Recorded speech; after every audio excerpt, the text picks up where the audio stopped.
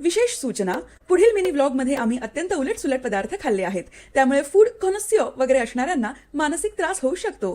जबाबदारीने पहा. वीकेंडला आम्ही डिनर करायला बाहेर पडलो, पण काय खायचं हेच ठरत नव्हतं. चायनीज की चाट, म्हणून मग ठरवलं दोन्ही खाऊया. होऊ दे खर्च. इच्छा होती की एकदा वॉन्टॉन, तालुमॅन, टॉमयम वगैरे अतरंगी सूप्स मागूया, पण शेवटी मागवलं तेच नेहमीचं मंचाव सूप. सॅटर्डे नाईट असल्याने गर्दी खूप होती आणि वेटिंग टाइम सुद्धा जास्त होता, पण हे manchow soup was worth the weight.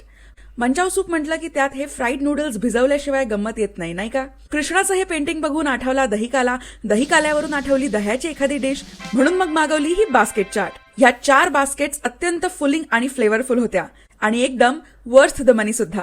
मग शेवट केला आम्ही पावभाजीने. खूप दिवसांनी चविष्ट पावभाजी खाल्ली, नाहीतर पावभाजीच्या नावाखाली नुसतीच मसालेदार, तिखट आणि ऑइली भाजी वाटायला येते. आता बस झालं, अति नको म्हणून बिल मागवलं आणि अतिथीला मी दिले 10 on 10.